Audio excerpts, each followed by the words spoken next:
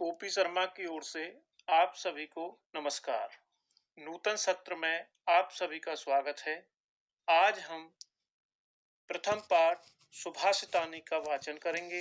सुभाषितानी शब्द का अर्थ होता है सुंदर वचन, मधुर वचन। इस पाठ में बताया गया है कि हमको समाज में किस प्रकार रहना चाहिए, किस प्रकार के हमारे विचार होने चाहिए। तो इस कड़ी में हम प्रथम श्लोक की ओर चलते हैं। गुणा गुणज्ञेषु गुणाः भवन्ति ते निर्गुणं प्राप्य भवन्ति दोषाः सुस्वादतोयाः प्रभवन्ति नद्यः समुद्रम असाध्य भवन्ति अपेयाः।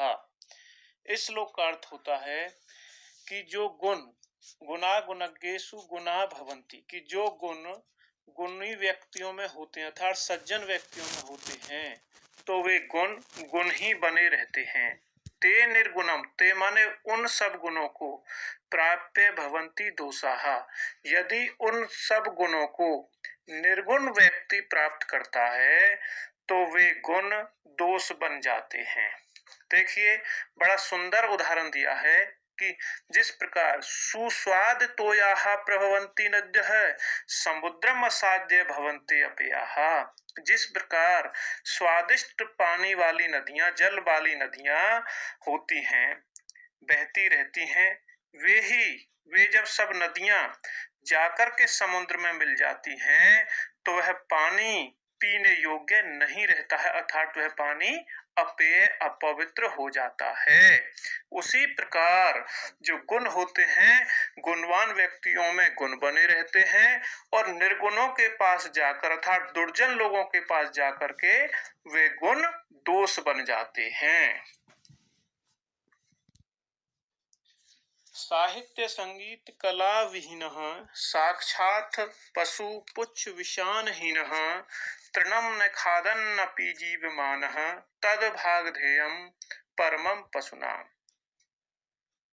जिस व्यक्ति के पास में न साहित्य है, साहित्य अर्थात लिटरेचर, संगीत और कला से रहित है, अर्थात जिस व्यक्ति के पास में न तो साहित्य है, न संगीत है, न कला है, वह व्यक्ति बिना पूंछ सींग से रहित साक्षात पशु के समान होता है।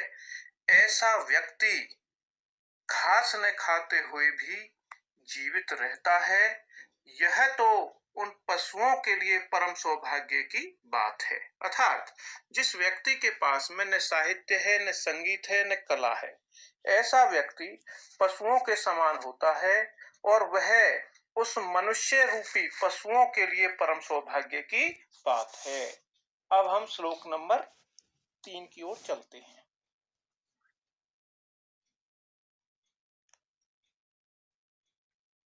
लुब्धस्य नश्यति यशः पिशुनस्य मैत्री नष्ट क्रियस्य कुलम अर्थपरस्य धर्मः विद्या फलम व्यसनिनः कृपणस्य सौख्यम राज्यम प्रमथ सचिवस्य नर अधिपस्य।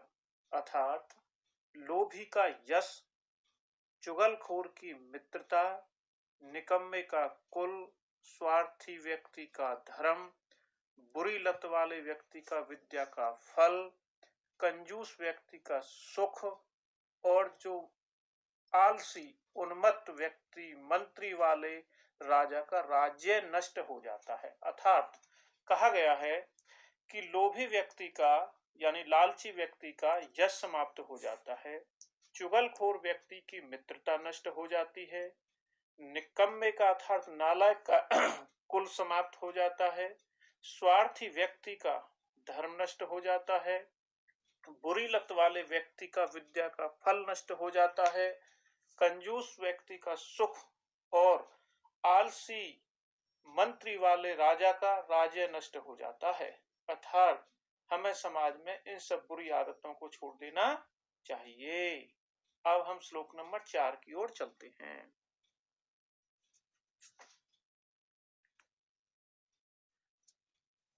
पित्वा रसम तु कटुकम मधुरम समानम माधुर्य एव जनयेत मधु मक्षिकासौ संथस्तेव समसज्जन दुर्जनानाम श्रुत्वा वचः मधुर सुक्त रसम सृजन्ति।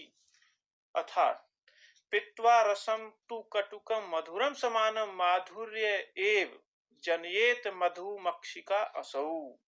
कहा गया है कि वह जो मक्खी होती है, मक्खी मधुमक्खी, तो कटुक माने कड़वे, कड़वे रस को पी करके भी मधुरम समान, मधुरम माने शहद, मीठा, मीठे के समान मीठा बना देती है।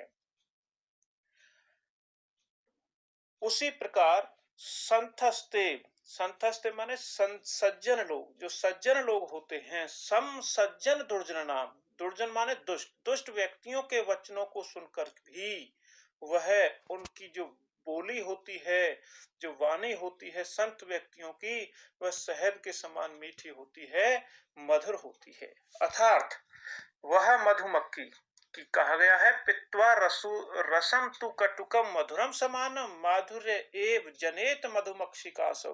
कहा गया है कि मधुमक्खी जो होती है, हनी ट्रैप, कि मधुमक्खी कड़वे रस को पीकर भी शहद उत्पन्न करती है, शहद पैदा करती है, शहद बनाती है। उसी प्रकार जो सज्जन लोग होते हैं, दुष्टों के बुरे वचनों को सुनकर के भी सज्जनों के समान मीठे सूक्तियों में अर्थात मीठी वाणी बोलते हैं। अब श्लोक नंबर 5 की ओर चलते हैं। विहाय पौरुषम यो ही देवम अवलंब्यते प्रसाद सिंहवत तस्य मूर्धन तिष्ठन्ति वायसाः। जो व्यक्ति, जो माने जो व्यक्ति पौरुषम, पौरुषम माने परिश्रम, मेहनत को छोड़ करके देवम अवलंबते, भाग्य के भरोसे रहता है, अर्थात वह परिश्रम नहीं करता है और केवल भाग्य के भरोसे रहता है, ऐसे व्यक्ति कैसा करता है? प्रसाद सिंहवत तस्य मूर्धनि तिष्ठन्ति वायसाः, कि महल में शेर के समान रहते हैं तो भी उनके सिर पर कोए बैठते हैं। वायसाः माने कोए। अब हम श्लोक नंबर 6 की ओर चलते हैं।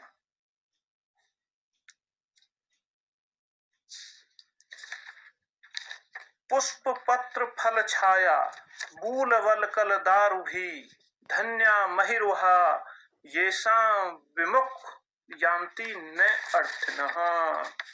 कहा गया है कि जो वृत्त, फूल, पत्ते, छाया, जड़, छाल तथा लकड़ी देते हैं, पेड़ धन्य हैं, जिनके पास जाकर याचक निराश नहीं लौटते, अर्थात वृक्ष का कोई भी भाग व्यर्थ नहीं जाता।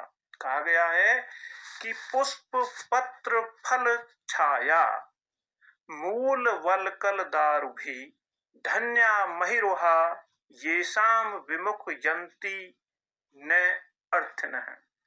कहा जो वृक्ष होते हैं, यहाँ वृक्षों के विषय में बताया गया है कि जो पेड़ होते हैं उनके फूल, पुष्प, छाया, जड़, छाल तथा लकड़ी देते हैं।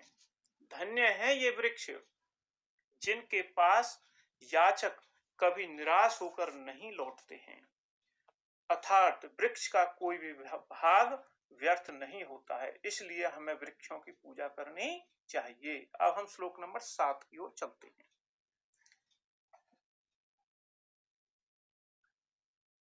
चिंतनिया ही विपदाम आदेव प्रतिक्रियाः न कूप खननम युक्तम प्रदीप्ते विह्नाः ग्रहे। अर्थात विपत्ति आने पर चिंता करने से विपत्ति दूर नहीं होती है।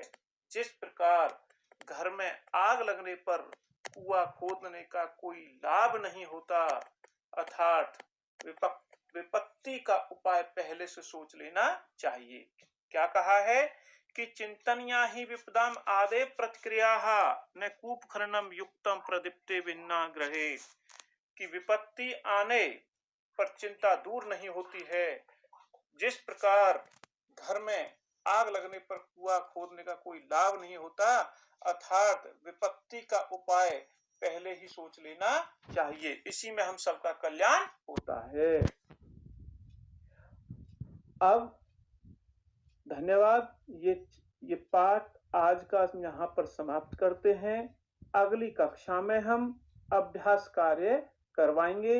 ये श्लोक न तो आपको उत्तर पुस्तिका में लिखने हैं, न ही किसी और जगह पर लिखने हैं, केवल इनको याद करना है आपको। यही इन 7 श्लोकों को याद करना है, यही आपका होमवर्क है। नोटबुक इत्यादि में इनका कोई लेखन नहीं करना है। अगली कक्षा में हम आपको अभ्यास कार्य करवाएंगे। धन्यवाद।